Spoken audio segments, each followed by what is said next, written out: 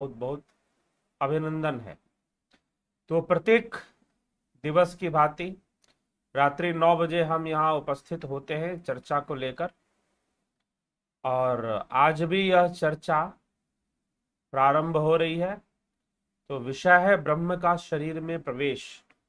ऐतरेय उपनिषद पर आधारित यह चर्चा है, अर्थात इसकी व्याख्या, इसकी चर्चा ऐतरेय उपनिषद में मिलती है। यद्यपि ब्रह्म सर्वव्यापी है, ब्रह्म आत्मा सर्वव्यापी ही है और उसी से सब कुछ बना है, परंतु फिर भी यह सब भ्रम युक्त है। और उसमें किस प्रकार से ब्रह्म का प्रवेश होता है, ये वर्णन आज हम इसमें देखेंगे कि यह जो शरीर है, यद्यपि सब कुछ ब्रह्म से ही बना है, उसी के द्वारा बना है, उसी से बना है, लेकिन अंत में किस प्रकार से ब्रह्म का प्रवेश फिर क्यों होता है, किस कारण होता है, किस हेतु होता है, इसका वर्णन भी मिलता है उपनिषदों में। तो उसी का वर्णन हम आज समझने का प्रयास करेंगे इस चर्चा में।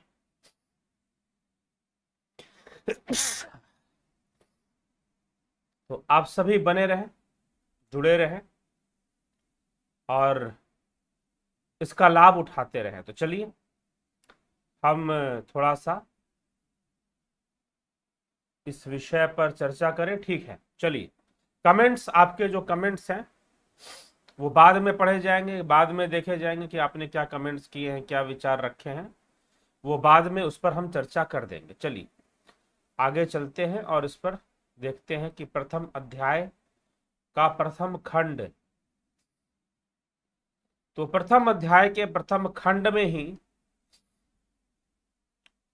क्या कहा जा रहा है। ऐतरेय उपनिषद, जो कि पहले भी एक व्याख्यान इस पर आ चुका है और प्रथम श्लोक पे चर्चा हो चुकी है, जिसमें यह बताया गया कि इस जगत से पूर्व वह आत्मा ही था, उसी का अस्तित्व था। ओम आत्मा व विदम एक एवाग्र आसित नान्यत किंचन मिशत स इच्छत लोकानुसृजा इति। ओम अर्थात उस ब्रह्म को ही संकेत कर कर ओम लिखा जाता है, उसी के स्मरण में। यह जगत जब नहीं था तो एकमात्र आत्मा ही है, आत्मा ही था, दूसरा कोई भी चेष्टा करने वाला नहीं था, एकमात्र आत्मा ही था। और फिर आत्मा ने ही चेष्टा किया, आत्मा ने ही इच्छा की और सृजन शुरू हुआ। स इमान लोकान सृजत अंभो मरीचिर मर्मापो अदो अंभ परेण दिवम ध्यौ प्रतिष्ठांतरिक्षम मरीचय पृथ्वी मरो या अधस्ताता आपह। कि उसने पहले धूलोक और उसके ऊपर के लोक, फिर मरीचि, फिर मृत्युलोक, फिर जल से बने नीचे पृथ्वी के नीचे के लोक, लोकों की रचना कर दी, स्वर्ग लोक की रचना कर दी, प्रतिष्ठित कर दिया। धूल लोक की भी, अंब के नाम से कहे जाने वाले जो कहे गए। फिर अंतरिक्षम, अंतरिक्षम ही मरीचय पृथ्वी मरह यह अधस्तात। इस प्रकार से उसने ऐसे कई लोकों की रचना, पृथ्वी के नीचे के लोकों की रचना, ऊपर के लोकों की रचना भी उसने कर दी। जल का प्रयोग करते हुए उसने कई लोकों की रचना यहां पर की है, इस तथ्य को रखा गया। फिर कहा गया सा इच्छते मेना लोका लोकपालानुसृजा इति सो अद्भयः एव पुरुषम समुद्धृतात मूर्छयत। अर्थात कि इन लोकों की रचना करने के बाद उसने चेष्टा किया कि अब लोकपालों की रचना भी होनी चाहिए। लोकपाल अर्थात इस लोक की पालना कौन करेगा। ये इतने सारे जो लोक मैंने रचे हैं, इन लोकों की रचना, पालना कौन करेगा। तो लोकपालानुसृजा इति सो अद्भयः। उसने फिर विचार किया कि ये तो हुए लोक, लोकपालों की भी रचना मुझे अवश्य करनी चाहिए। यह विचार कर कर उसने जल से ही हिरण्यगर्भ पुरुष को प्रकट किया। हिरण्यगर्भ पुरुष। हिरण्यगर्भ पुरुष व्याख्याकारों के अनुसार यहां पर हिरण्यगर्भ पुरुष ब्रह्मा जी को ही कहा जा रहा है। हिरण्यगर्भ पुरुष किसे कहा जा रहा है? ब्रह्मा जी को ही कहा जा रहा है। तो ब्रह्मदेव को, ब्रह्मा जी को हिरण्यगर्भ पुरुष के नाम से यहां कहा जा रहा है। और उसी परमात्मा ने, उस ब्रह्म आत्मा ने, उसी ने जो यहां आत्मा शब्द से संबोधित किया गया है, जिसे आत्मा कहा गया है, उसी परम शक्ति ने हिरण्यगर्भ रूप पुरुष को प्रकट कर दिया ताकि हिरण्यगर्भ की सृष्टि हो सके। हिरण्यगर्भ की सृष्टि क्या है? हिरण्यगर्भ की सृष्टि सूक्ष्म सृष्टि है। तो अब उसकी सृष्टि प्रारंभ होती है हिरण्यगर्भ की। तो यहां से वो चर्चा करते हुए कहते हैं कि तम, उस हिरण्यगर्भ पुरुष को लक्ष्य करके, तम अभ्य तपत अभितप्तस्य तस्य यथांडम मुखम निर्भिदत मुखात वाक वाचः नासिके निर्भिदेताम नासिकभ्याम प्राणः प्राणात वायु अक्षणी निर्भिदेताम अक्षभ्याम चक्षुः चक्षुषः आदित्य कर्णौ निर्भिदेताम कर्णाभ्याम श्रोत्रम श्रोतात दिशः प्रकटे दिशः त्वक निर्भिदित त्वचः लोमानि लोमभ्यः ओषधि वनस्पतयः हृदयं निर्भिदित हृदयात् मनः मनसः चंद्रमाः नाभि निर्भिदित नाभ्यार अपानः अपानात् मृत्युः शिश्नम निर्भिदितः शिश्नात् रेतः रेतसः आपः। इस प्रकार से सृष्टि शुरू हो गई उस हिरण्यगर्भ पुरुष के द्वारा। क्या उसने क्या किया? उस हिरण्यगर्भ पुरुष को ही लक्ष्य कर कर संकल्प रूप तप किया। उस तप से तपे हुए हिरण्यगर्भ के शरीर से, वास्तव में यह तप किसका है? हिरण्यगर्भ पुरुष का है जी नहीं। यह जो तप है वह उस आत्मा का ही तप कहा जा रहा है जिसने हिरण्यगर्भ पुरुष के लक्ष्य को निश्चित करके उसने तप किया, संकल्प रूपी तप किया। अर्थात संकल्प को निश्चित किया जिससे कि उस हिरण्यगर्भ रूपी अंडे में, उस वो एक अंडा का रूप है। हिरण्यगर्भ का जो मूर्ति है, जो हिरण्यगर्भ है, वो एक अंडे के रूप में है, यहां पर बताया जा रहा है। तो इस व्याख्या के अनुसार वह हिरण्यगर्भ पुरुष एक अंड के रूप में है। उस अंड में विस्फोट हो जाता है, वह अंडे की तरह फूट गया और उसका मुख छिद्र प्रकट हुआ, उसका मुख पैदा हुआ। और फिर मुख से वाक इंद्रियां पैदा हुई, अग्निदेव पैदा हुए, और फिर उसी मुख से अग्निदेव प्रकट हुए। नासिका के दोनों छिद्र प्रकट हुए, प्राण उत्पन्न हुए, प्राण से वायु देव उत्पन्न हुए। अक्षनी दोनों आंखों के छिद्रों से, आंखों के छिद्रों में से चक्षु नेत्र इंद्रिय प्रकट हुए, नेत्र इंद्रियों से सूर्य प्रकट हुए। कर्णव दोनों कानों के छिद्र से प्रकट हुए, कानों से भोत्र इंद्रिय प्रकट हुई। श्रोत्र इंद्रिय से, क्षमा करें, श्रोत्र इंद्रिय प्रकट हुई, श्रोत्र इंद्रिय से दिशाएं प्रकट हुई। फिर त्वचा प्रकट हुई, त्वचा से रोम उत्पन्न हुए, रोमों से औषधि और वनस्पतियां प्रकट हुई। हृदय प्रकट हुआ, हृदय से मन का आविर्भाव, मन से मन का कारक चंद्रमा और नाभि प्रकट हुए, नाभि से अपान वायु प्रकट हुआ और अपान वायु से मृत्यु के देवता भी उत्पन्न हुए। और फिर लिंग प्रकट हुआ, शिश्न प्रकट हुआ, उस शिश्न से वीर्य प्रकट हुआ, वीर्य से जल उत्पन्न हुआ, तो जल की उत्पत्ति हुई। तो ये हिरण्यगर्भ इस रूप में अनेकों रूप धारण करने लगा। यह जो हिरण्यगर्भ था उससे इस प्रकार से इंद्रियां और उन इंद्रियों के देवता भी प्रकट होने लगे। जैसे कि नेत्रों के देवता सूर्य हैं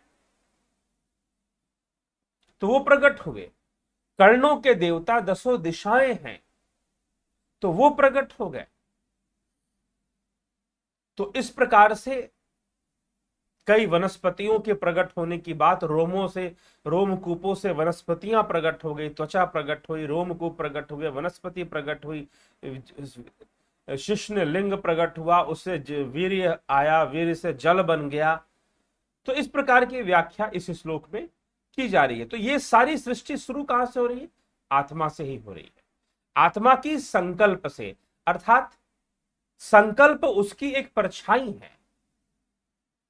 वह संकल्पहीन होकर, अर्थात भावातीत होकर, भावहीन होकर वह भाव करके सृष्टि कर रहा है। अर्थात उसका एक परछाई के रूप में उसकी यह सृष्टि चल रही है। वास्तविक ना होते हुए भी वह उसी के द्वारा है, वास्तव में वही उसका कारण है। तो इस प्रकार से यह सृष्टि की चर्चा प्रथम खंड में, प्रथम अध्याय के प्रथम खंड में, आज का जो हमारा विषय है वो प्रथम अध्याय तक है। ऐतरेय उपनिषद में 3 अध्याय हैं, तो एक व्याख्यान पहले उस पर हो चुका है। इस जगत से पूर्व आत्मा ही था, मात्र आत्मा ही था, उस पर हम चर्चा कर चुके हैं। और आज उस सृष्टि पर हम चर्चा कर रहे हैं, और प्रथम अध्याय के 3 खंड हैं, तो प्रथम अध्याय पर आज पूर्ण चर्चा हम करेंगे। तो फिर आगे की चर्चा द्वितीय खंड में चली जाती है। द्वितीय खंड में चर्चा क्या प्रारंभ होती है? प्रथम खंड में हमने क्या देखा कि उस आत्मा की चेष्टा से, उसके संकल्प से ही क्या उत्पन्न होते हैं? पहले लोक उत्पन्न होते हैं, फिर उन लोगों के लोकपाल उत्पन्न होते हैं। उन लोकपालों में सबसे पहले हिरण्यगर्भ पुरुष को मूर्तिमान किया जाता है। उस ब्रह्म ने हिरण्यगर्भ पुरुष को मूर्तिमान किया, और वो हिरण्यगर्भ अंडे की भांति जब वो फूटता है तो सर्वप्रथम उसमें से मुख प्रकट होते हैं। मुख में से वाणी, प्राण और फिर वायुदेव, अग्निदेव प्रकट होते हैं। इस प्रकार से वर्णन। फिर नेत्र प्रकट होते हैं, नेत्रों से सूर्यदेव प्रकट होते हैं। तो इस प्रकार से वर्णन इसमें यहां तक हमने सुना कि हिरण्यगर्भ से क्या क्या प्रकट होता है। फिर आगे द्वितीय अध्याय में चर्चा शुरू होती है। क्या? तात एता देवता धृष्टा अस्मिन् महत्तरणेव नवे प्राप्त तन स्तमशनाया पिपासाभ्याम ववार्जित ता एन मब्रुवन्नायतनम नः प्रजानीहि यस्मिन् प्रतिष्ठिता अन्नमदामेति। अर्थात कि वे आत्मा द्वारा रचे हुए ये सब देवता, अग्नि आदि जितने भी देवताओं का वर्णन पीछे हुआ, इस संसार रूप महान समुद्र में आ पड़े। अब ये संसार की बात हो रही है। इस सागर में, इस संसार में वो आ पड़े। उसको भूख और प्यास से युक्त कर दिया गया। अब हिरण्यगर्भ से मुख वाला, इंद्रियों वाला जो प्रकट हुआ, अब देखिए, अब चर्चा हो रही थी एक आत्मा जिसकी चेष्टा से सब प्रकट हो रहा है। पहले लोक प्रकट हुए, फिर लोकपाल प्रकट हुए। उन लोकोपालों में सबसे पहले हिरण्यगर्भ पुरुष प्रकट हुआ। वह अंड रूप में था, उसका विस्फोट हुआ, उसमें से सबसे पहले मुख निकला, मुख से अग्निदेव निकले, प्राण निकला, प्राणों से वायु देव निकले, उनके देवता निकले। श्रोत्र इंद्रियों से 10 दिशाएं निकल गई, त्वचा से रोमकूप और वनस्पतियां निकल गई। ठीक, तो इस प्रकार से यहां पर वर्णन मिल रहा है। और उसी वर्णन में आगे चलते हुए द्वितीय अध्याय में कि भाई यह जो एक पुरुष प्रकट हो गया, अब यहां पर हिरण्यगर्भ रूपी पुरुष, जो कि वास्तव में यह हिरण्यगर्भ रूपी पुरुष कौन है जानते? यह जीव है। यह अंतःकरण और इंद्रियों से संपन्न जो जीव है, उसी का वर्णन हो रहा है। वह जीव ही विकसित हो रहा है हिरण्यगर्भ में। उस अंड के फूटने से जो मुख निकला, जो इंद्रियां निकली और उनके देवता निकले, तो यह क्या है? यह जीव है। तो अब मुख से संपन्न, इंद्रियों से संपन्न, अब यह जीव सामने आ चुका है। अब उसी के लिए कहा जा रहा है, क्या कहा जा रहा है? कि वे आत्मा द्वारा रचे हुए वे सब अग्नि आदि देवता इस संसार में, इस महित अर्णवे प्राप्तम, इस अर्णव में प्राप्त हो जाते हैं, इस संसार को प्राप्त हो जाते हैं। और उस समस्त देवताओं के समुदाय को भूख और प्यास से युक्त कर दिया जाता है। समस्त देवता मतलब कि जितनी भी इंद्रियां हैं और उन इंद्रियों के जो देवता हैं, उन सब को भूख और प्यास से युक्त कर दिया गया। उन सबको भूख और प्यास की लगेगी, उन्हें भूख और प्यास से युक्त कर दिया गया। तो आगे लिखा गया कि भूख और प्यास से युक्त कर दिया गया। वे सब अग्नि आदि देवता इस आत्मा से बोले कि हमारे लिए एक ऐसे स्थान की व्यवस्था कीजिए जिसमें स्थित रहकर अन्न आदि भक्षण कर सकें।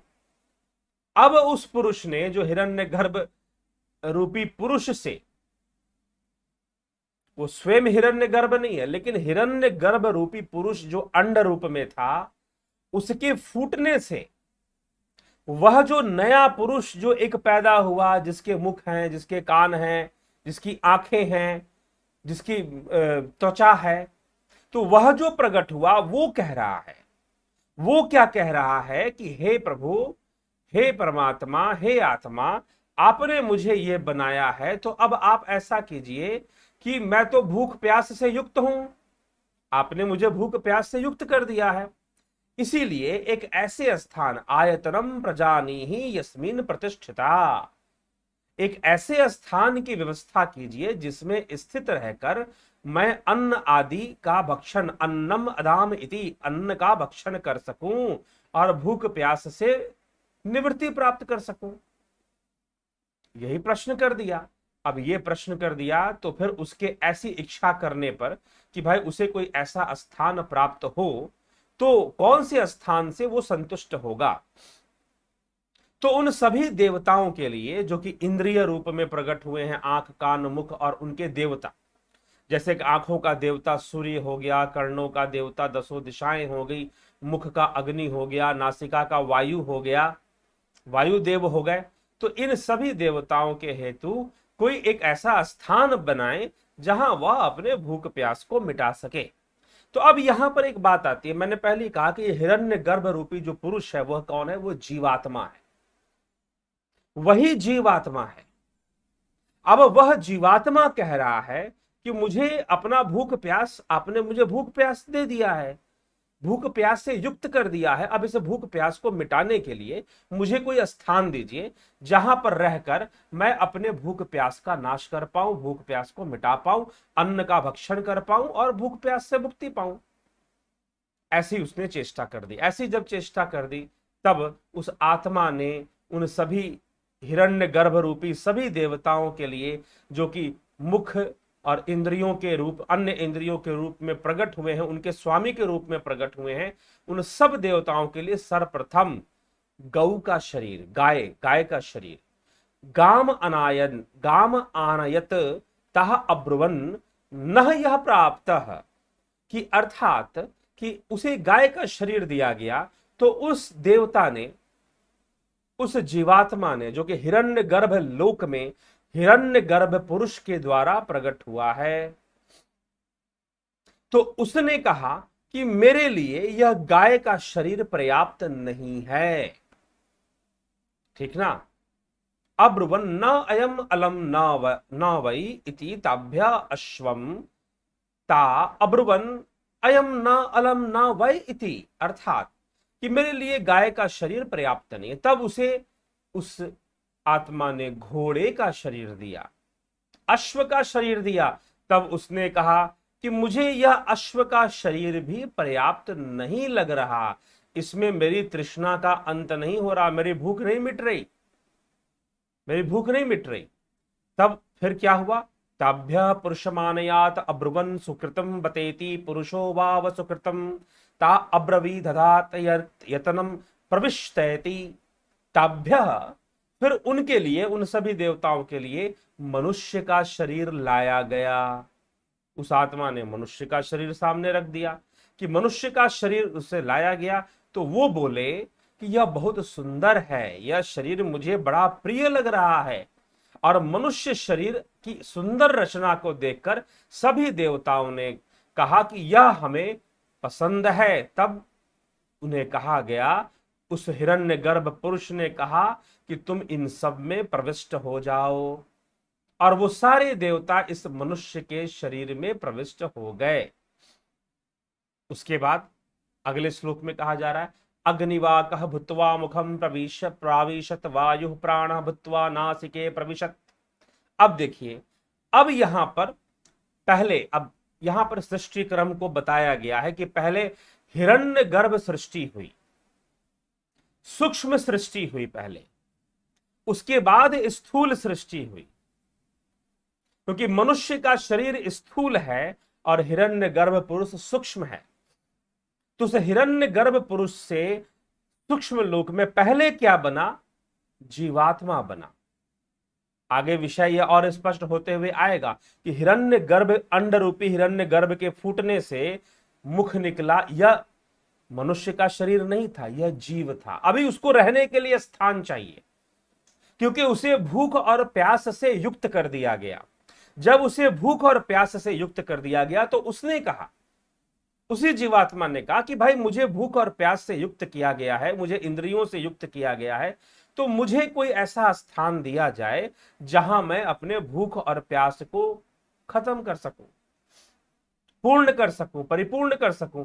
तो पहले उसे गाय का शरीर दिया गया। उसने कहा कि ठीक है, लेकिन मेरी कामना इसमें पूर्ण नहीं हो रही है।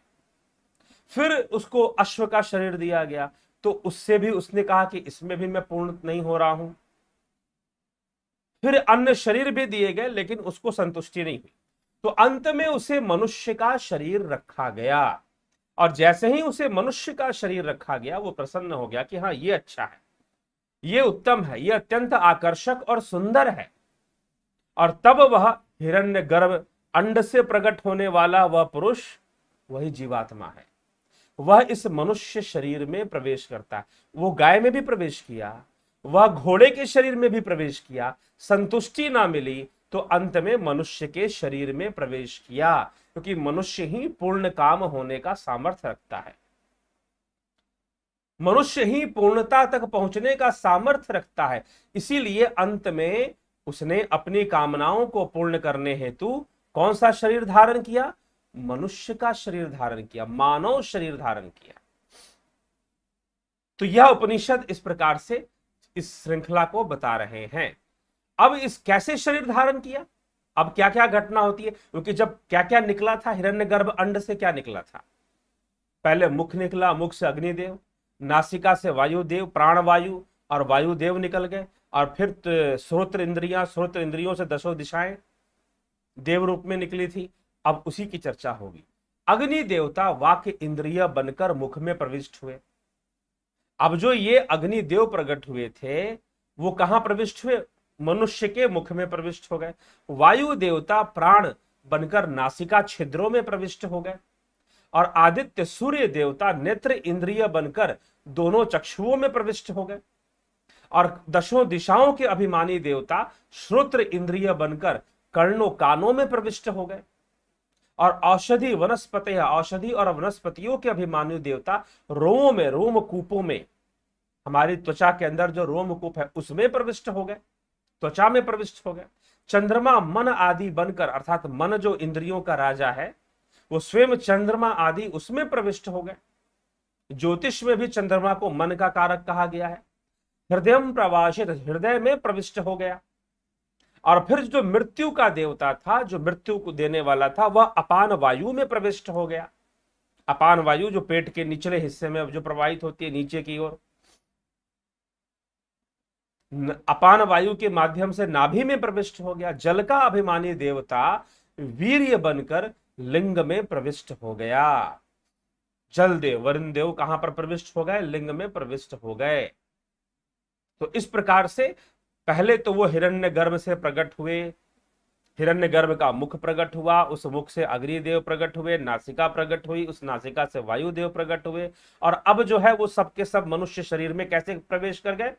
तो मनुष्य के मुख से अग्निदेव प्रविष्ट किए, नासिका से वायुदेव प्रविष्ट किए, आंखों से सूर्यदेव प्रविष्ट किए, कानों से दसों दिशाओं के जो देवता है वो प्रविष्ट कर गए, त्वचा से वनस्पति, वनस्पति भी एक देवता है वेदों के अनुसार। ओम देव शांति, पृथ्वी शांति, राप शांति, ओखदय शांति, वनस्पति शांति। ये सारे देवता, औषधि रूप देवता, वनस्पति रूप देवता, ये रोमकूपों में त्वचा के माध्यम से त्वचा में प्रविष्ट कर गए। लिंग में जलदेव प्रविष्ट कर गए, वीर्य बन गए। अपान वायु में मृत्यु देव प्रविष्ट कर गए, नाभि के अंदर। ठीक है, इस प्रकार से पूरे मनुष्य शरीर में ये देवता अपना अपना स्थान ग्रहण कर लेते हैं। तो मनुष्य शरीर के अंदर सारे देवता हैं, तो देवता अपना अपना स्थान ग्रहण कर लेते हैं। इस प्रकार से इस श्लोक में बताया गया। अब इसके बाद देवताओं का ग्रहण हो गया। अब इसके बाद अब क्या होता है? कि उस आत्मा से भूख और प्यास ये दोनों बोली कि हमारे लिए भी कोई स्थान व्यवस्था कीजिए, क्योंकि आपने इन सब के साथ हमें भी जोड़ दिया है, तो अब हमारी तो व्यवस्था करो भाई। तो उनसे तुम दोनों को इस सब देवताओं में ही भाग दिया जाता है, अर्थात कि भूख और प्यास को जिस प्रकार से देवता अपना हवि ग्रहण करते हैं, वैसे ही भूख और प्यास भी उसी के भाग को ग्रहण करेंगे, उसी के भाग को ग्रहण करेंगे। जिस प्रकार से अन्य देवता ग्रहण करते हैं, वैसे ही भूख प्यास रूपी यह उनको भी देवता की ही संज्ञा दे दी गई। और उनसे कहा गया कि भाई जैसे देवता लोग ग्रहण करेंगे, इस शरीर में उन्होंने प्रविष्ट किया है, तो इस शरीर के माध्यम से वो भूख और प्यास से वो सारे युक्त हैं, इसलिए तुम्हें चिंता करने की जरूरत नहीं है, तुम्हें अलग स्थान की आवश्यकता नहीं है। इस शरीर के माध्यम से देवताओं को जो प्राप्त होगा वो वास्तव में तुम्हें ही प्राप्त होगा, ऐसा कहा गया भूख और प्यास के लिए। तो अब वो शांत हो गए, भूख और प्यास दोनों भागीदार होंगे इन सब में जो देवताओं को प्राप्त होगा। फिर अगले यहां पर द्वितीय खंड समाप्त हुआ। तृतीय खंड से फिर अब चर्चा चलती है। स इच्छते मेनु लोकाश लोकापालशाभ्य सृजा इति, कि फिर विचार किया कि निश्चय ही ये सब लोकपाल भी, इनके लिए अन्न की सृष्टि करनी पड़ेगी। तो उसी आत्मा ने इन सब की रचना हो जाने पर उसी आत्मा ने विचार किया कि ये सब लोक और लोकपाल तो रचे गए, इनके देवता भी रच दिए गए, लेकिन इनकी रचना कार्य तो पूरा हो गया। अब इनके निर्वाह के लिए अन्न भी होना चाहिए। क्या होना चाहिए? अन्न भी होना चाहिए। तो अब अन्न की सृष्टि होनी चाहिए। ऐसा विचार कर कर उसी आत्मा ने, उसी ब्रह्म ने जलों को तपाया, पंचभूतों को तपाया। अपह अभ्य तपता, पंचभूतों को तपाया। तभ्य अभितप्तभ्य मूर्ति ही अजायत, वै या सा मूर्ति ही तत् वही अन्नम, अर्थात उनको पंचभूतों को तपाकर उसने अन्न को मूर्तिमान बनाया। मतलब कि सब कुछ मूर्तिमान है, यह शरीर भी मूर्तिमान है। मूर्त कहने का मतलब कि वास्तव में इसके अंदर चेतना नहीं है, वास्तव में यह एक शक्ति तो नहीं है, लेकिन यह किसी दूसरी शक्ति के द्वारा चलाया गया है, उसका स्थान बन चुका है यह जीवात्मा का। तो इसीलिए यह जो मूर्त है वह मूर्त को ही ग्रहण करेगा। इसीलिए पंचभूतों को तपाकर अन्न को मूर्तवान बना दिया, अन्न को मूर्तवान बना दिया। अन्न सूक्ष्म रूप में नहीं, अब स्थूल रूप में इस मूर्त शरीर के लिए मूर्त अन्न ही, अर्थात यह मिट्टी से बना हुआ शरीर मिट्टी का ही अन्न खाएगा, मिट्टी से बनी हुई वस्तुएं ही खाएगा। तो अन्न का सृजन यहां पर करने की बात आ रही है, और अन्न का सृजन कर दिया गया। और उस अन्न को उस जीवात्मा ने मनुष्य शरीर से ग्रहण करना शुरू कर दिया। फिर कहा गया तत्प्राणेन अजिधृक्षत तत्प्राणेन ग्रहीतुम न अशक्नोत यत सह एनत प्राणेन अग्रहैषत ह अन्नम अभिप्राप्य एव अतृप्स्यत। उस अन्न को प्राण इंद्रियों के द्वारा पकड़ना चाहा। अब अन्न का ग्रहण कैसे होगा? अन्न को ग्रहण करने वाला देवता कौन है? अन्न को खाने वाला कौन है? अब सुनिए ध्यान से, बड़ी रहस्यमयी बात है और बड़ी ही प्रेरणादायी बात भी है। अब यहां पर एक प्रश्न आया कि अन्न को कौन सा देवता ग्रहण करेगा? वो कौन सा देवता माध्यम बनेगा जो कि अन्न को ग्रहण कर कर बाकी देवताओं का भी पोषण करेगा इस शरीर के अंदर? इसी मनुष्य शरीर में मुख से अग्नि देव प्रवेश कर गए, नासिका से वायु देव प्रवेश कर गए, नेत्रों में सूर्य देव प्रवेश कर गए, कर्णों में दसों दिशाओं के देवता प्रवेश कर गए, त्वचा में वनस्पति औषधियां प्रवेश कर गई जो कि देव रूप में है, अपान वायु में मृत्यु देव प्रवेश कर गए नाभि में, और फिर शिश्न में, लिंग में वीर्य रूप में जल देव प्रवेश कर गए। अब उनसे क्या होने वाला है? वो अन्न को ग्रहण करेंगे। कैसे ग्रहण करेंगे? तो उसकी चर्चा आती है कि अन्न को वो कैसे ग्रहण करेंगे। तो लिखा जा रहा है कि तत्प्राणेन अजिधृक्षत, कि उस अन्न को प्राण इंद्रियों के द्वारा पकड़ना चाहा, कि पहले प्राणों के द्वारा इस अन्न को पकड़ लिया जाए, इसका भक्षण किया जाए, लेकिन पकड़ नहीं सका। वह अन्न को प्राण इंद्रियों द्वारा ही पकड़ सकता, अवश्य अन्न को सूंघ कर ही तृप्त हो गया, क्योंकि नासिका के द्वारा पकड़ना चाह तो नासिका का काम तो सूंघना था, प्राण वायु जहां से प्रवेश करती है उसका काम तो सूंघना था, तो वो सूंघ कर ही तृप्त हो गया, उसने उसका ग्रहण नहीं किया।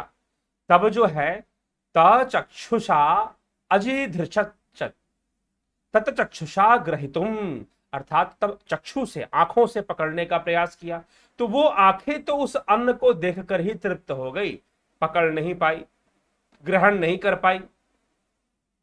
फिर जो है कानों के द्वारा, श्रोत्र इंद्रियों के द्वारा उस अन्न को पकड़ना चाहा, तो उसने उस अन्न के बारे में सुनकर ही तृप्त हो गई, कानों के द्वारा वो उसे पकड़ नहीं पाई, वह अन्न का नाम सुनकर ही तृप्त हो जाती हैं, पकड़ नहीं पाई।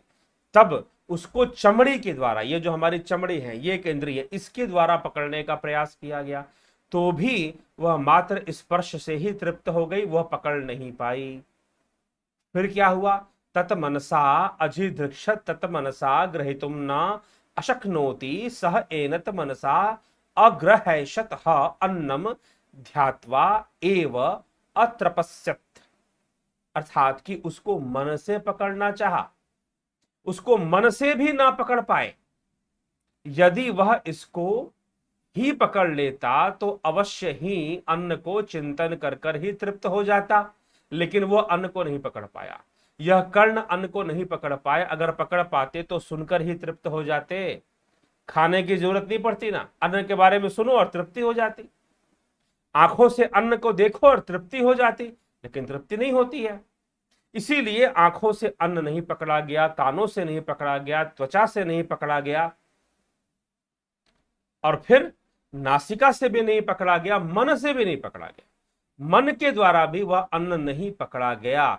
तो अंत में उस अन्न को उपस्थ के द्वारा, अर्थात लिंग के द्वारा, अपस्थ मतलब शिश्नेन, तत शिश्नेन, शिश्न के द्वारा, तत शिश्नेन अजिधृक्षत तत शिश्नेन ग्रहितुम न अशक्नोत यत सह एनत शिश्नेन ही अग्रहैषत अन्नम विसर्ज्य एव अत्रपस्यत, अर्थात कि उस अन्न को शिश्न के द्वारा, लिंग के द्वारा ग्रहण करना चाहा, उसको उपस्थ के द्वारा भी नहीं पकड़ा जा सका।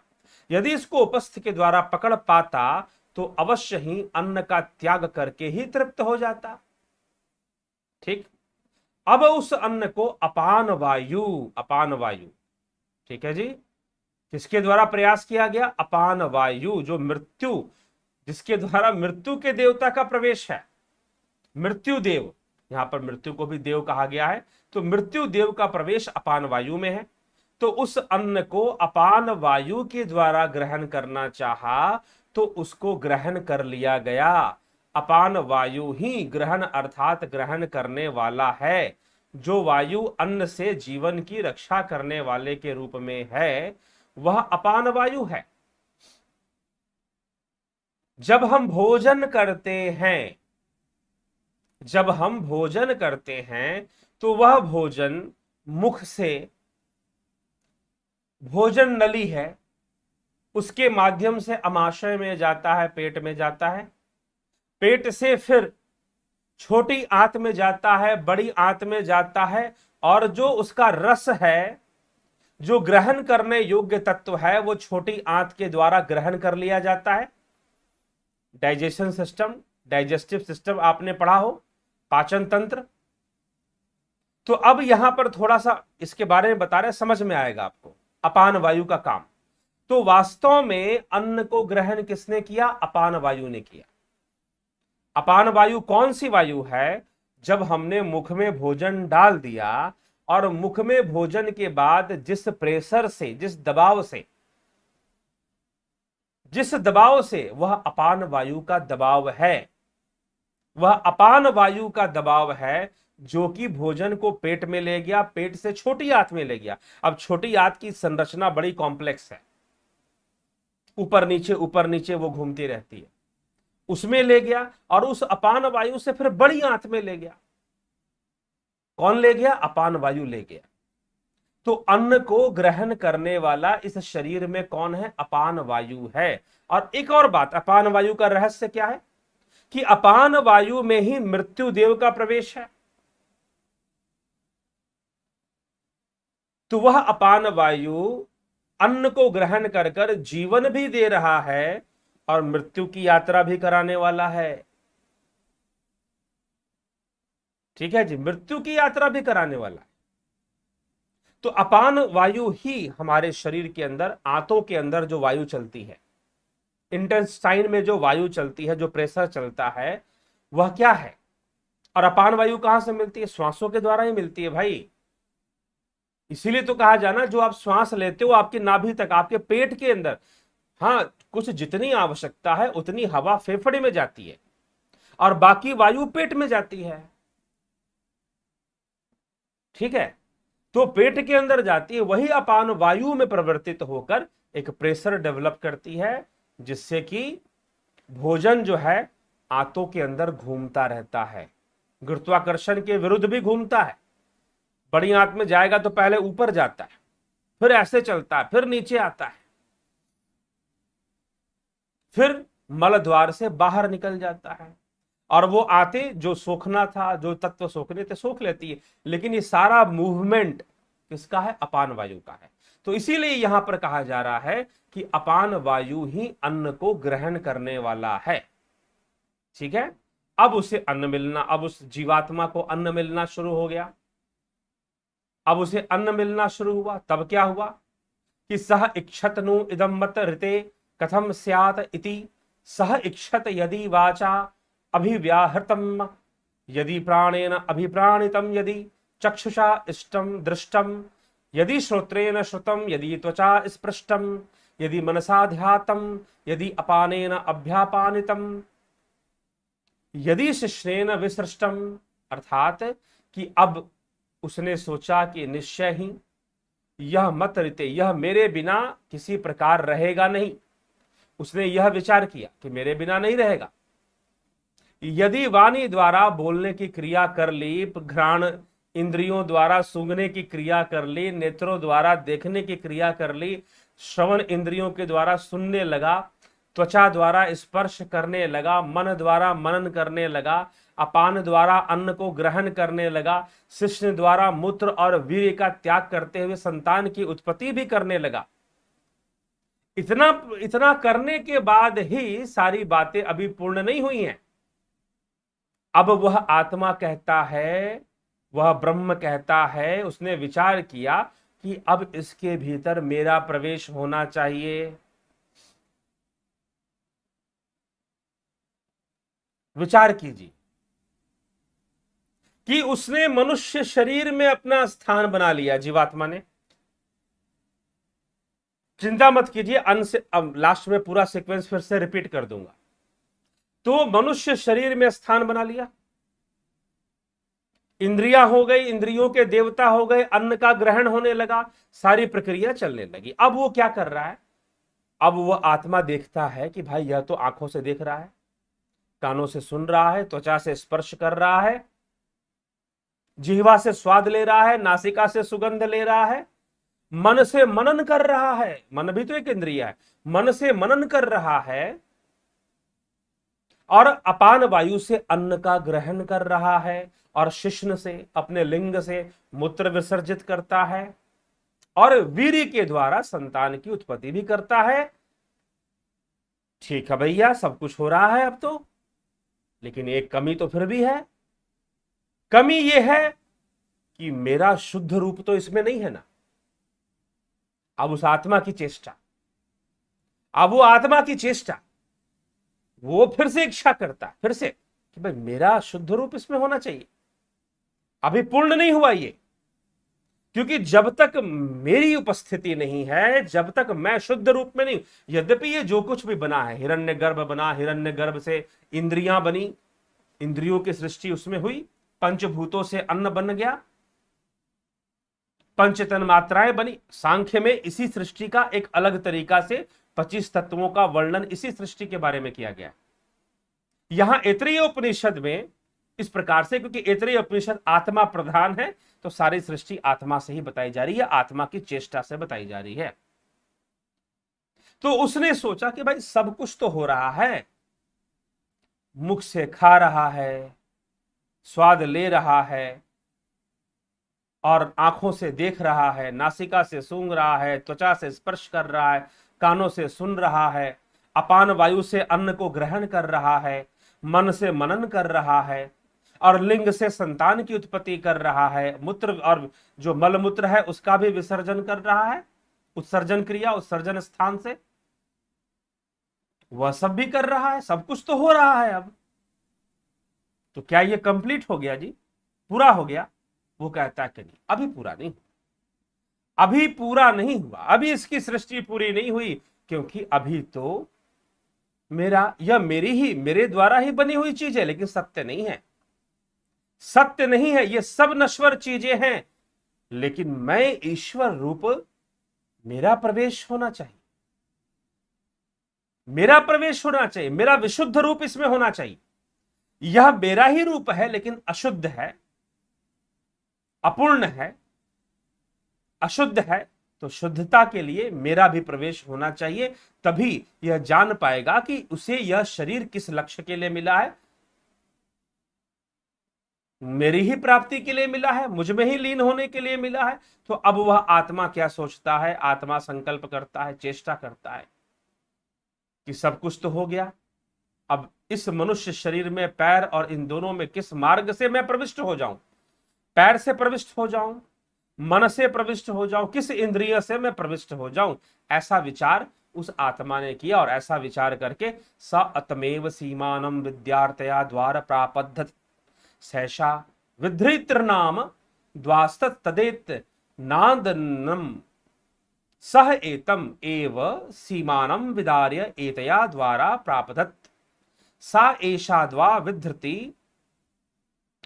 नाम तत् एतत् नांदनम ब्रह्म तस्य त्रय आवसथा त्रयः स्वप्ना अयम अवसत अयम आवसत अयम आवसत इति, अर्थात कि उसने इस सीमा को चीरकर, अर्थात मनुष्य शरीर के मस्तक में ब्रह्मरंध्र में वो प्रवेश कर गया, इसके द्वारा शरीर में प्रवेश कर गया, और इस सीमा को चीरकर जो आखिरी सीमा उसके मस्तक पर है उसमें प्रवेश कर आनंद देने वाला वह आत्मा ब्रह्मद्वार अर्थात जिसे हम ब्रह्मरंध्र कहते हैं, उस आत्मा के तीन आश्रय बन गए। और कौन से तीन आश्रय उसके बन गए? स्वप्न अयम आवसत, स्वप्न एक स्थान बना, स्वप्न एक स्थान बना कि वह स्वप्न अवस्था में ही रहेगा। और फिर दूसरा यह ब्रह्मांड, यह जागृत अवस्था बना एक स्थान, और एक उसका परम धाम, अर्थात सबसे परे जो इसके लिए तूर्य शब्द का प्रयोग किया गया मांडुक्य उपनिषद में, परम धाम भी उसका एक स्थान बना। और यही तीन स्थान भगवान कृष्ण ने भी श्रीमद् भगवद गीता में बताए हैं। एक यह संसार का लोक, और एक ब्रह्मा का लोक। यह ब्रह्मा का लोक क्या है? ब्रह्मा कौन? हिरण्यगर्भ पुरुष ही तो ब्रह्मा है, हिरण्यगर्भ पुरुष ही तो ब्रह्मा है। तो एक वो ब्रह्मा का लोक बताया गया, और इसके परे वह भी अव्यक्त है, वो ब्रह्मा का लोक भी अव्यक्त, इस जागृत अवस्था के लिए वो अव्यक्त है। लेकिन उस अव्यक्त से भी परे एक परम अव्यक्त है, जिसे भगवान कृष्ण परम धाम कहते हैं। अष्टम अध्याय श्रीमद् भगवद गीता में इसकी चर्चा मिलती है, अष्टम अध्याय में। तो वही चर्चा यहां पर कि उसकी तीन अवस्थाएं बन गई। तीन अवस्थाएं, एक उसकी शुद्धा अवस्था जो परम धाम है, अब एक हिरण्य गर्भ की अवस्था जो कि ब्रह्मलोक है, और एक इस मनुष्य शरीर में इंद्रियों के द्वारा जो बाहरी अवस्था है, ब्रह्मांड की अवस्था है, जिसे जागृत अवस्था कहा गया मांडुक्य उपनिषद में, वो यहां पर वर्णन किया जा रहा है। ये तीन अवस्थाएं बन गई उसके प्रवेश करने से। वास्तव में क्यों उसकी तीन अवस्थाएं बताई जा रही है? अब सीधी सी बात है, जो कुछ, इसीलिए तो वह सर्वव्यापी नहीं, वो स्वयं ही कण कण है। अभी किसी ने पूछा कि परमात्मा कण कण में है या स्वयं ही कण कण है? जी हां, वो स्वयं ही कण कण है। सब कुछ वो स्वयं ही तो बन रहा है भाई, वो स्वयं ही तो सब कुछ बन रहा है, इसीलिए तो उसी की तीन अवस्थाएं बताई जा रही है। एक उसकी शुद्ध अवस्था जो कि वो आत्मा रूप में है, और एक उसकी हिरण्य गर्भ अवस्था जो कि स्वप्न है, और एक यह बाहरी जागृत अवस्था जिसमें वह इस मनुष्य शरीर के बाहर से इंद्रियों से देख रहा है, सुन रहा है, और स्पर्श कर रहा है, मन से मनन कर रहा है, लिंग से वीर्य उत्पन्न कर रहा है, और फिर संतान की उत्पत्ति भी कर रहा है। इस प्रकार से वो ये सारी चीजें कर रहा है। ठीक है, ये कौन कर रहा है? वास्तव में वो आत्मा ही है, वो आत्मा ही है। तो इसकी तीन अवस्थाएं बन गई। तो एक इस मनुष्य शरीर में, हर शरीर में तीन अवस्थाएं नहीं, हर शरीर में दो अवस्थाएं, स्वप्न और जागृत। ब्रह्मांड की अवस्था, यहां पर ब्रह्मांड का प्रयोग हुआ है, यहां पर शब्द अलग, क्योंकि अलग उपनिषद है ये। ठीक है, तो यहां पर उसके लिए अलग शब्द का भी प्रयोग कर दिया गया है। ठीक,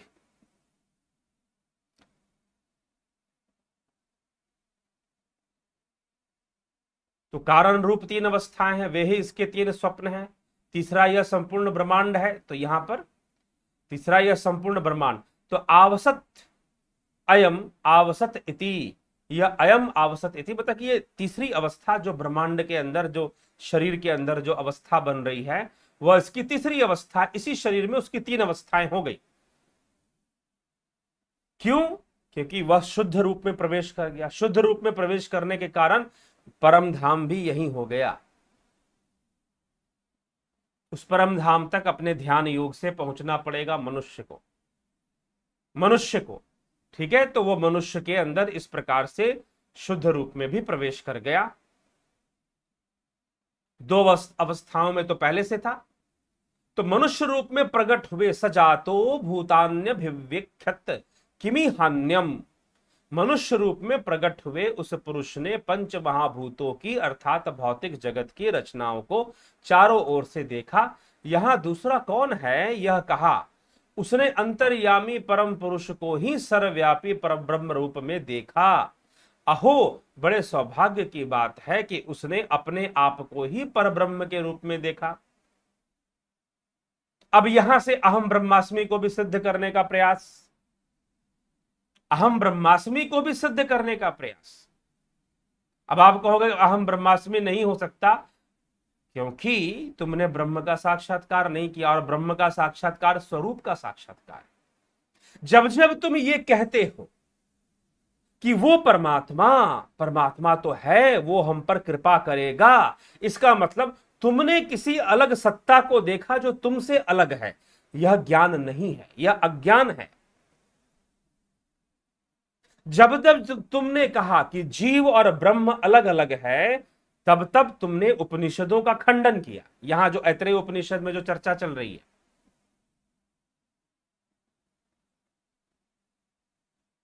तो जीव और ब्रह्म अलग अलग है। जी हां, अलग अलग वो अपनी अभिव्यक्ति में है, तत्व रूप से अलग नहीं है। अपनी अभिव्यक्ति में, जहां पर यह बताया गया कि भाई उस आत्मा की संकल्पना है, उसकी चेष्टा है, उसने पहले लोगों की रचना कर दी, लोकपालों को बना दिया। अब उस लोकपाल में हिरण्यगर्भ पुरुष सबसे पहले बना, जो कि ब्रह्मा रूप है। अब उसके उस वो अंड रूप में, यहां पर ब्रह्मा जी का वो चार मुख वाला रूप नहीं, यहां अंडा का रूप बताया गया। अंड रूप से वो फटा, और जब फटा तो पहले इंद्रियां विकसित हो गई, मुख आया, मुख में वो अग्नि, मुख से ही अग्निदेव, सूक्ष्म रूप से मुख से ही अग्निदेव प्रकट हुए, नासिका से वायुदेव प्रकट हुए, आंखों से सूर्यदेव प्रकट हुए, देवता, उनके देवता प्रकट हो रहे हैं इंद्रियों के। और फिर उन्होंने स्थान मांगा, उनमें उनको भूख प्यास से युक्त कर दिया गया। जब उन्हें भूख और प्यास से युक्त किया गया तो उन्होंने कहा कि भाई मुझे कोई स्थान दो जहां मैं भूख प्यास से मुक्ति पाऊं, मैं इसको पूर्ण करूं। तो उन्हें सर्वप्रथम गाय का शरीर दिया, स्थूल। अब स्थूल शरीर की बात आ रही है। अभी जो सृष्टि हुई थी मुख का, इंद्रियों का, वह सूक्ष्म थी। इसीलिए कहा जाता है, विवेक चूड़ामणि, इसीलिए प्रमाण देते हुए आदि गुरु शंकराचार्य विवेक चूड़ामणि में लिखते हैं कि इंद्रियां सूक्ष्म शरीर का अंग है, ना कि स्थूल शरीर का। ये आंखें नहीं देख रही, इन आंखों से देखने वाली सूक्ष्म इंद्री है, ठीक है, जो देख रही है। तो इसीलिए अब वो इस शरीर में प्रवेश करता है, तो मुख से अग्निदेव का प्रवेश, नासिका से वायुदेव का प्रवेश, नेत्रों से सूर्य देव का प्रवेश, कर्णों से दशों दिशाओं के देवता प्रवेश करते हैं, त्वचा से रोमकूपों में औषधिया वनस्पति प्रवेश करते हैं, मन में चंद्रदेव प्रवेश करते हैं मन के माध्यम से, और लिंग में जल देवता प्रवेश करते हैं, वीर्य आदि के उत्पन्न करने हेतु जल देव प्रवेश कर जाते हैं, और अंत में वह सोचता है कि मैं शुद्ध रूप में प्रवेश करता, तो वो ब्रह्मरंध्र को अपना स्थान बनाता है, ब्रह्मरंध्र को अपना स्थान बनाता है, ऐसे वर्णन मिलता है। ठीक है जी। तो वो शुद्ध, तो अब यहां पर 3 अवस्थाएं बन गई, एक वह जो हिरण्यगर्भ पुरुष की अवस्था थी, और एक इस स्थूल हाड़ मांस के देह वाली अवस्था बन गई, और एक वो शुद्ध ब्रह्मरंध्र में जो बैठा हुआ है, वह शुद्ध अवस्था जो बन गई, वो शुद्ध आत्मा जो वास्तव में सबका रूप है, जो उसी से सब कुछ बना हुआ है। ठीक है। और उसके बाद अंत में उसने अन्न भी ग्रहण किया, इंद्रियों से देखा भी, और फिर उसी ने अपने आप को जान भी लिया, उस परमात्मा को उसी ने, जो हिरण्यगर्भ में इंद्रियों में फंसा हुआ जो जीव था, उसने अपने आप को ही जाना, और जब अपने आप को उसने जाना तो उसने परब्रह्म को जाना, तो उसने परब्रह्म को जाना। तो ब्रह्म का शरीर में प्रवेश, यह बात कैसे समझाई गई है ऐतरेय उपनिषद के प्रथम अध्याय में, वो हमने चर्चा कर ली। पहले हमारा विचार बना कि इसके 3 खंड हैं, तो तीनों खंडों पर 3-3 लेक्चर बना दिया जाएगा, लेकिन फिर लगा कि अगर ये चर्चा पूरी एक साथ नहीं की गई, एक एक खंड की अलग अलग चर्चा करेंगे तो कई प्रश्न मन में पैदा होंगे, कई कंफ्यूजन पैदा होंगे फिर, इसलिए तीनों खंडों की चर्चा आज एक साथ, प्रथम अध्याय पूरा, अभी 2 अध्याय बाकी हैं इसी उपनिषद के अंदर, तो एक एक व्याख्यान उन 2 अध्यायों पर भी अभी आने वाले हैं, वो आगे आएंगे। ठीक है। तो कल हम द्वितीय अध्याय पर और फिर उसके बाद तृतीय अध्याय पर भी चर्चा करेंगे। तो उसने जाना, अब वो किसको जानेगा? स्वयं को ही तो जानेगा ना, क्योंकि उस आत्मा से ही तो सब कुछ बन रहा है भाई, उसी से सब कुछ बन रहा है, ये इंद्रियां भी उसी से बनी हैं, सब कुछ देवता वेवता सब उसी के प्रतिनिधित्व करने वाले हैं, उसी के प्रतिनिधि हैं देवता। इसलिए याज्ञवल्क्य ऋषि बृहद आरण्यक उपनिषद में देवताओं का वर्णन करते हुए कहते हैं कि देवता कितने हैं, इंद्रिय आदि देवता है, फिर 33 देवता है, फिर 3 देवता है, 1.5 देवता है, अंत में कहते हैं कि एक देवता, और वो एक देवता आत्मा है, वही परम देव, वास्तव में वही सब कुछ देने वाला है, वही सब कुछ बनाने वाला है, उसी से सब कुछ है, उसी की सृष्टि, वही बन रहा है, उसी के ये रूप है सारे। इसीलिए यहां पर अंत में, यहां पर भी ऐतरेय उपनिषद में भी 3 अवस्थाएं, उसी एक आत्मा की 3 अवस्थाएं बन गई। पहला उसकी शुद्ध अवस्था जो परम धाम है उसका, दूसरा, यहां पर परम धाम शब्द का प्रयोग नहीं हुआ, मैं कर रहा हूं ताकि आपको समझ में आए, यहां ऐतरेय उपनिषद में परम धाम का प्रयोग नहीं हुआ है, मैं सिर्फ आपकी सुविधा के लिए श्रीमद् भगवद गीता से जोड़कर मैं इसका एक्सप्लेन कर रहा हूं, बता रहा हूं। यहां पर तो शुद्ध आत्मा कहा जा रहा है कि आत्मा, एक अवस्था उसकी आत्मा का, एक अवस्था हिरण्यगर्भ की, और एक अवस्था इस जड़ शरीर की, ये 3 अवस्थाएं बन रही हैं। और इन्हीं 3 अवस्थाओं को फिर मांडुक्य उपनिषद में 4 अवस्थाओं में बताया गया है। यहां पर आत्मा की जो शुद्ध अवस्था है उसको तुरीय अवस्था में बताया गया, चतुष्पाद के रूप में बताया गया है मांडुक्य उपनिषद में या मांडुक्य कारिका में। तो घुमा फिराकर सारी कहानी सुनाते हुए वहीं पर आ गए जहां हम पिछले उपनिषद में चर्चा कर रहे थे। तो प्रथम अध्याय में इस प्रकार की यहां पर चर्चा मिल रही है। तो अब वो जीव अनेक कर्म करेगा और कर्म कर कर उसको भी वो जानेगा, इन 3 अवस्थाओं को वो जानकर परब्रह्म का साक्षात्कार कर लेगा। इसीलिए उसे क्या कहा गया है? तस्मात्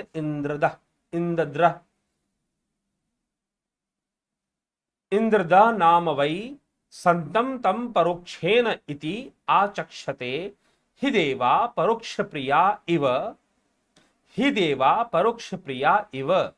इसीलिए वह इदंद्र नाम वाला ही है। इदंद्र होते हुए उस आत्मा को परोक्ष भाव से इंद्र यों पुकारते हैं, उसे इंद्र कहते हैं। मतलब इदंद्र से, यह इदंद्र है क्योंकि इसी से सब कुछ उत्पन्न हुआ है, इसीलिए उस आत्मा को भी इंद्र भी पुकारते हैं।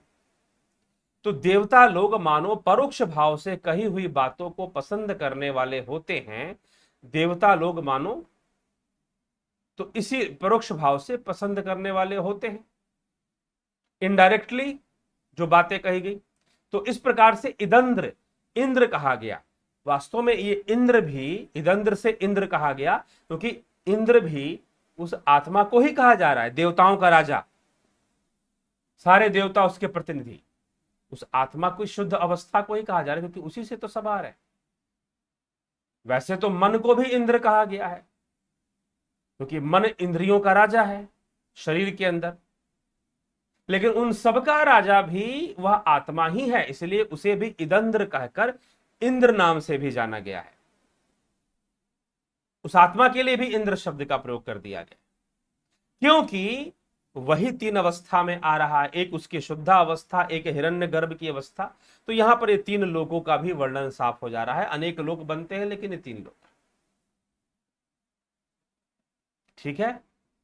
तो ये चर्चा यहां पर आ रही है, यहां समाप्त होता है इस श्लोक के साथ। इसके तीन खंड हमने चर्चा कर ली। ऐतरेय उपनिषद प्रथम अध्याय पूर्ण हुआ, ठीक है। अगले अध्याय में अब ये जीवात्मा किस किस प्रकार से, यह जीवात्मा ही है अगर उसने परब्रह्म को नहीं जाना। परब्रह्म कोई दूसरा नहीं है, वो उसी का स्वरूप है, लेकिन वो अपने उस रूप को जानता नहीं है। जैसे कि एक बार एक शेरनी गर्भवती थी और उसने शिकार करने के लिए दौड़ लगाई तो उसका गर्भ गिर गया, मृत्यु हो गई, बालक जिंदा रह गया, लेकिन वो भेड़ों के झुंड में घुस गया। अब उसे नहीं पता कि वो कौन है, वो अपने आप को भेड़ ही समझता है। फिर एक शेर आया, उसने झपट्टा मारा भेड़ों के झुंड पर, तो उसने देखा कि भाई ये भेड़ों के बीच में एक शेर भी भाग रहा है, इसको पकड़ना चाहिए, ये क्या रहस्य। उसको पकड़ा, उससे पूछा, अब वो डर गया। उससे कहा कि तुम तो शेर हो। उसने कहा कि नहीं नहीं, मैं तो भेड़ हूं, भेड़, क्योंकि वो भेड़ों में रहा है। तो इस इंद्रियों के बीच, भूख और प्यास के बीच रहने वाला यह जीव, यह हिरण्यगर्भ पुरुष इसी में आसक्त हो जाता है, अपने शुद्ध रूप को जान ही नहीं पाता, यहां तक कि अपने हिरण्यगर्भ रूप को भी भूल जाता है। वह इस स्थूल हाड़ मांस को ही अपना समझ लेता, अपना रूप मान लेता है। तो उस कारण से, इस आसक्ति के कारण वह फिर नव सृजन करता है। उस सृजन में क्या क्या घटनाएं घटती हैं वो अगले अध्याय में हम चर्चा करेंगे। तो कल अगला अध्याय बड़ा ही इंटरेस्टिंग होने वाला है, जरूर सुनिएगा। उसका नाम हमने दे दिया, उसको वो कर दिया गया, शेड्यूल कर दिया गया है कि जीवात्मा का दूसरा और तीसरा जन्म, इन दो रहस्यों को, ये दूसरा जन्म किसे कहा गया, तीसरा जन्म किसे कहा गया, उसका रहस्य क्या है, उसको समझाया गया। तो पुनर्जन्म का संबंध भी जुड़ता है और भी कई चीजें उसमें जुड़ती हैं, वो कल ही चर्चा में आएंगी। चलिए, तो जीवात्मा के लिए अर्थात हिरण्यगर्भ पुरुष के लिए, जो अंड से फटकर जो पैदा हुआ, उसके लिए बात कही जा रही है कि वही तो शरीर धारण किया है ना। उसी ने तो कहा ना कि भाई मेरे भूख प्यास को मिटाने के लिए कोई स्थान दो, तो पहले गाय का स्थान दिया, संतुष्टि नहीं हुई, घोड़े का स्थान दिया, संतुष्टि नहीं हुई, तो मनुष्य शरीर दिया गया। ठीक है, वो हमने सारी चर्चा सुन ली है, दोबारा से मैंने रिपीट कर कर भी बता दी है। चलिए आगे चलते हैं। आपके कमेंट्स, समय काफी हो गया है, शॉर्टकट में देखेंगे। अनूप कुमार भट्ट, कल आपने श्राद्ध निमित्त दान पूर्वजों तक कर्म संबंध के कारण पहुंचाने का बहुत ही सुंदर विवेचन किया।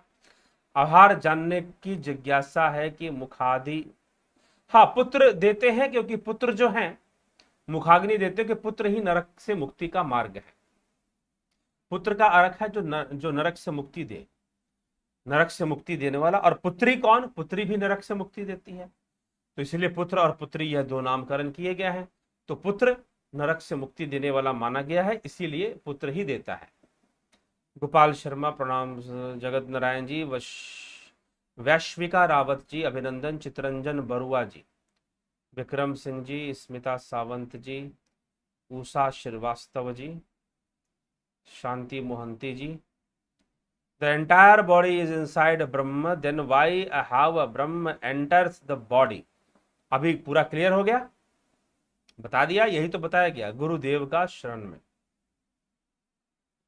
अंजलि, सर जी नमस्कार, क्या पापी मनुष्य भगवान की शरण में आ जाए तो क्या भगवान उसे उनके पापों से मुक्ति देते हैं?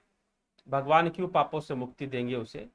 वह अपने योग कर्म से, अपने भक्ति से, अपने योग से ही स्वयं ही पापों से मुक्त हो जाएगा। मतलब एक मैं बस इतना कहना चाहता हूं, मैंने आपकी, हाँ ठीक है, मैं ये भी कह सकता हूं कि हाँ भगवान की शरण में जाएगा, भगवान उसे मुक्ति देंगे, मैं कह सकता हूं, लेकिन इसमें एक एक अंधविश्वास आ जाएगा कि ऊपर कोई सत्ता बैठा हुआ है, ऊपरी कोई ताकत है जो हमारे पाप नष्ट कर देगा, हमें चुटकी बजाकर हमें मोक्ष दे देगा। जी नहीं, ऐसी परिकल्पना से बाहर निकलिए, यह सनातन धर्म की विचारधारा बिल्कुल नहीं है, यह सनातन धर्म की विचारधारा बिल्कुल भी नहीं है। आपको अपना कर्म करना पड़ेगा, आपको अपनी भक्ति करनी पड़ेगी, आपको अपना योग करना पड़ेगा, उसी से आपके पाप नष्ट हो जाएंगे, दूसरा कोई विकल्प नहीं है। ठीक है जी, आप अगर ये मान के भगवान की शरण में आ जाए, कैसे आ जाएगा भगवान की शरण में? क्या भगवान की शरण में आना बड़ा आसान काम है क्या? किस अवस्था को कहोगे कि भगवान की शरण में आ गया? भाई सब कुछ छोड़ छाड़ के बैठ गया, राम राम कहना, कीर्तन करना शुरू कर दिया, सत्संग में बैठना शुरू कर दिया, तो क्या आप मान लोगे कि भगवान के शरण में आ गया? हो सकता है कि बाहर से दिखावा करता हो, अंदर से पाप करता हो, तो फिर तो इसीलिए भगवान की शरण में आ गया, इस बात का क्या प्रमाण है? किसी से आज जाओ, आप 1000 लोगों से पूछ दो कि भाई आपको भगवान से प्रेम है, सब हाथ खड़ा कर देंगे, हाँ हाँ मुझे तो भगवान से प्रेम है, मुझे तो भगवान से प्रेम है। अरे भैया, प्रेम क्या चीज होती है? ठीक है, तो इसीलिए मैं चाहता हूं कि आप वो जो विचारधारा है ना कि कोई ऊपरी आसमानी ताकत बैठी हुई है जिसे हम भगवान कहते हैं और वो कुछ कर देगी, कृपा कर देगी, उसकी शरण में चले जाएंगे, वो सारे पाप खत्म कर, ऐसी मानसिकता से उबर जाओ। आपको योग करना पड़ेगा, आप योग नहीं करोगे कोई पाप नष्ट नहीं हो सकता आपका। ठीक है, ऐसी मानसिकता से हमेशा के लिए उबर जाओ, बस यही मैं एक संकेत करना चाहता हूं। चलिए, रामनिवास मीना जी, सूरज सरोज कृष्णानी जी, अभिनंदन है सरोज जी, मधुकर पलिवाल जी, अंजलि जी, सर सर्वधाम परित्यज्य श्लोक का अर्थ बता दीजिए। बताया हुआ है, श्रीमद् भगवत गीता पे पूरी चर्चा हो रखी है, आप जाइए उसको सुनिए, वहां बताया हुआ है। किसी एक श्लोक को मत पकड़िए, मैं पहले भी गीता के बारे में बोल चुका हूं, किसी एक श्लोक को पकड़कर गीता का अर्थ निकालेंगे तो नहीं निकलने वाला। क्या बाकी श्लोक सारे व्यर्थ में लिखे गए हैं क्या?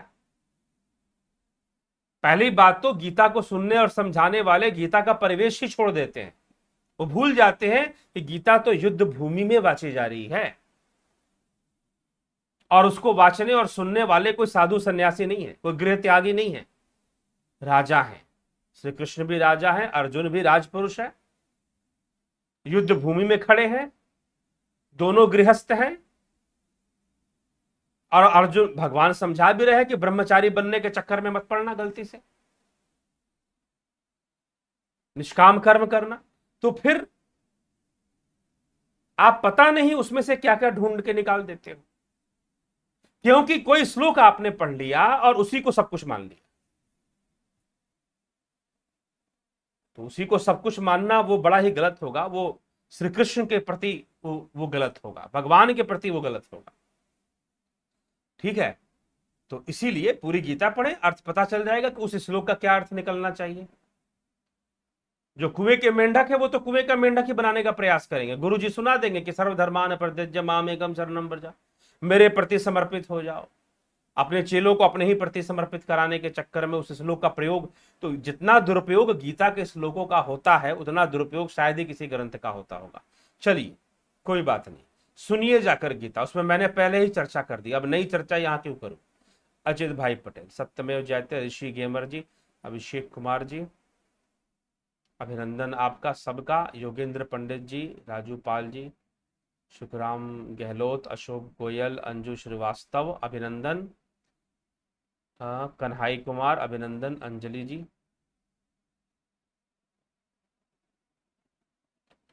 ठीक। भगवान ईश्वर तथा परमात्मा में क्या अंतर है, पहले ही बता चुके हैं अंजलि जी, आपका प्रश्न व्यर्थ हो रहा है। इसका मतलब आप सुनती नहीं हैं। आपको मैं एक हफ्ते से नोटिस कर रहा हूं, आप प्रश्न करती हैं और उस एक हफ्ते के बीच में ही आप अंजलि हैं, चाहे जो भी हो, आईडी आपकी अंजलि के नाम से है, आप एक हफ्ते के में ही आपने ऐसे प्रश्न किए हैं जिनका उत्तर मिल चुका है। तो कई बार लगता है कि व्यक्ति सिर्फ प्रश्न कर रहा है, उसका प्रश्न करना उद्देश्य मात्र है, कुछ ना कुछ उसको प्रश्न डालना है, कुछ ना कुछ कमेंट उसको डालना है, तो अंततः कड़े कदम उठाने पड़ते हैं। ठीक है। तो कई बार, अभी तो कुछ दिन पहले इस पर चर्चा हुई है कि भगवान कौन, ईश्वर कौन, परमात्मा कौन। ठीक है।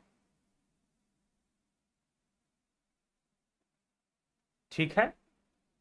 तो चलिए, आप मांडुक्य कारिका का संपूर्ण व्याख्या कीजिए। उसमें जो दार्शनिक व्याख्या है, उसमें जो वेदांत प्रधान व्याख्या है, वो की जा चुकी है। ठीक है, आप उसको सुनिए, समझ गए। हाँ, अब उसमें कुछ बौद्ध खंडन को लेकर व्याख्या की गई है, कुछ ऐसे दार्शनिक गूढ़ विषय हैं जिसमें बौद्ध विचारधारा का खंडन मिलता है मांडुक्य कारिका में ही। ठीक है। तो उन श्लोकों को नहीं लिया गया, क्यों नहीं लिया गया, उसके पीछे कारण है, क्योंकि उससे दर्शन, उससे अध्यात्म स्पष्ट नहीं होता। ठीक। तो और उसमें भी शाब्दिक खंडन है, पूर्ण खंडन नहीं है, शाब्दिक खंडन है। कुछ शब्दों के प्रयोग को लेकर खंडन है जो कि बौद्ध विचारधारा में किए गए हैं, बौद्ध दर्शन में किए गए हैं। ठीक है जी। तो इसीलिए वो संपूर्ण व्याख्या ही है, जो बच गया है वो आप कर लीजिए।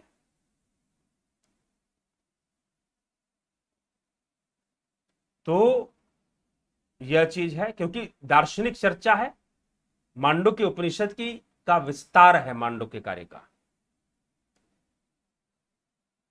शरीर ब्रह्म में ही है, तो ब्रह्म का शरीर में प्रवेश कैसे होता है, बता दिया गया, पूरी चर्चा हो चुकी।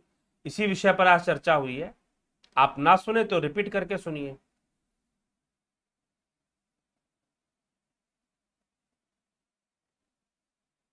दिव्य सृजन स्पिरिचुअल के माध्यम से आप हिंदू समाज को सही दिशा देने का बहुत मेहनत कर रहे हैं। जी हाँ, वही उद्देश्य है, वही उद्देश्य है, और विशेष करके उन्हीं चर्चाओं पर फोकस किया जाता है, उन्हीं चर्चाओं पर फोकस किया जाता है। ठीक है।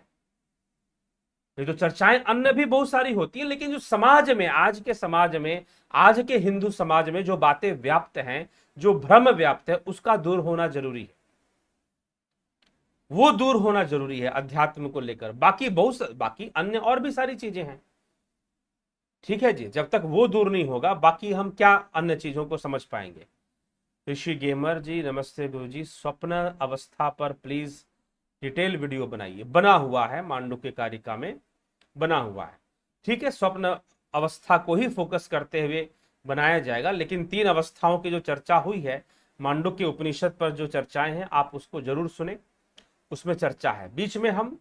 ठीक है, एक व्याख्या उस पर आ जाएगी आगे।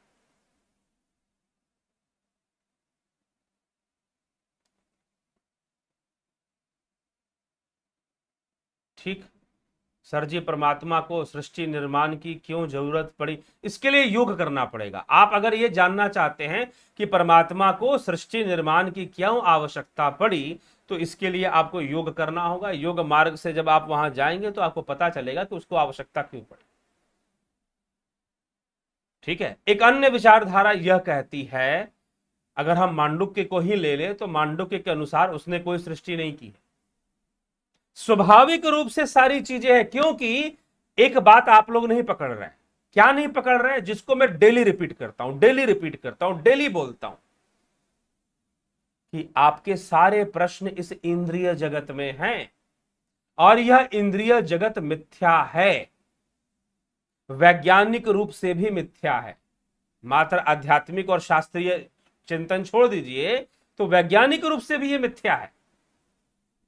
कैसे मिथ्या है, इसकी पूरी व्याख्या, पूरे सिस्टम को, क्या परमात्मा अपवित्र वस्तु में है, इस टाइटल से एक वीडियो है, आप उस पर जाइए, उसको देखिए।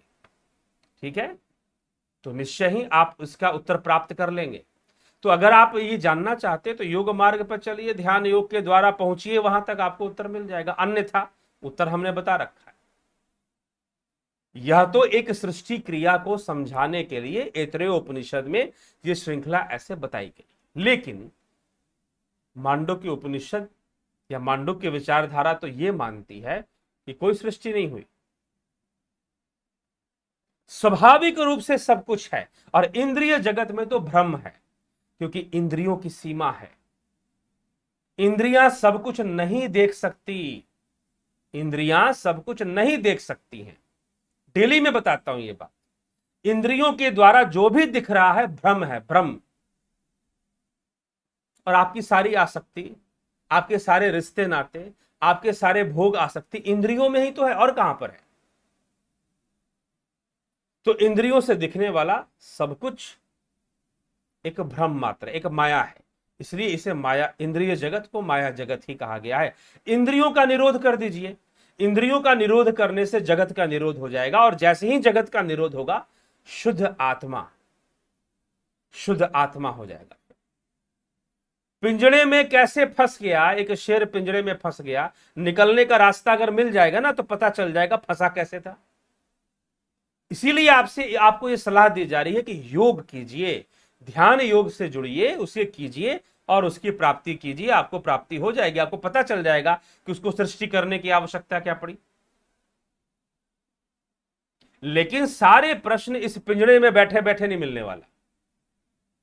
मैं इस पिंजड़े में कैसे फंस गया, मुझे कैसे फंसा लिया गया, रास्ता ढूंढो बाहर निकलने का। रास्ता मिल जाएगा तो पता चल जाएगा कि फंसे कैसे थे, लेकिन सिर्फ प्रश्न करने से तो नहीं मिलेगा। ठीक है, चलें आगे। तो इसीलिए प्रश्नों तक, अगर अपना जीवन प्रश्नों तक सीमित रखना चाहते हो तो प्रश्न करते रहिए। तो सुनिए, साफ स्पष्ट होता है कि सुनते नहीं हैं। अगर सुनते तो कोई दिक्कत नहीं था।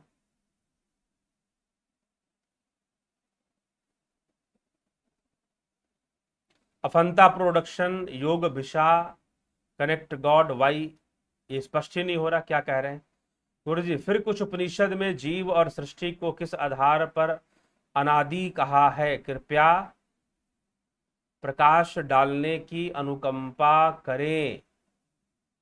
जीव और सृष्टि तो अनादि है ही। अब ये प्रश्न आप कहां से लेकर आए गोपाल शर्मा जी? क्या इसमें से ये प्रश्न बन पाता है? अभी तक तो इसमें नश्वरता की बात ही नहीं हुई। आज जितनी भी मैंने बात की है उसमें नश्वरता नहीं है।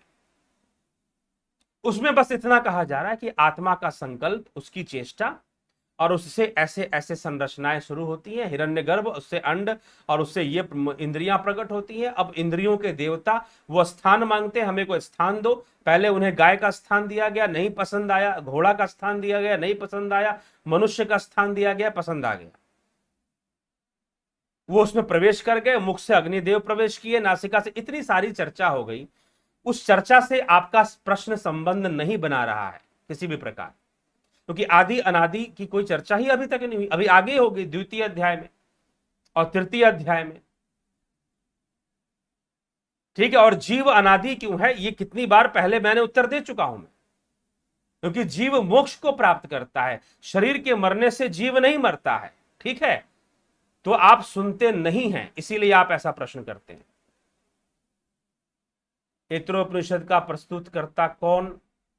स्मिता सावंत जी, ऋग्वेदीय उपनिषद है, यह बता दिया गया है। यह उपनिषद, इसका कोई विशेष प्रस्तुतकर्ता का नाम नहीं लिया गया है, यह ऋग्वेदीय उपनिषद है।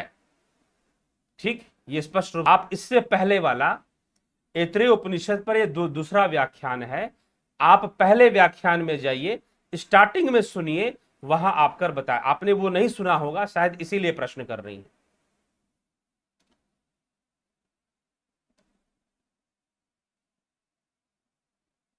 ठीक है जी, तो चलिए मित्रों, अभी 1 घंटे 14 मिनट इस व्याख्यान को हो चुके हैं, तो इसको यहां पर विराम देंगे और आपके प्रश्नों का उत्तर कल, जो लोग छूट गए वो कोशिश करें कि अपने प्रश्न पहले ही पूछ लिया करें, अन्यथा सुपर चैट से पहुंचे तो पूछे तो फिर उसको फोकस कर कर उसका उत्तर दिया जाए। तो चलिए, प्रश्न बहुत हैं, कमेंट्स बहुत हैं, तो कभी आप आगे इसकी चर्चा करेंगे तो फिर हम उस पर आपको जरूर ही बताएंगे।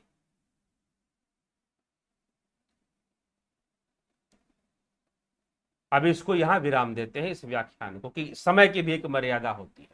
बहुत बहुत आभार आप सभी का। जुड़े रहें, बने रहें, और आगे और भी कुछ सूचनाएं भी हैं जिसको देना था, लेकिन समय काफी हो चुका है।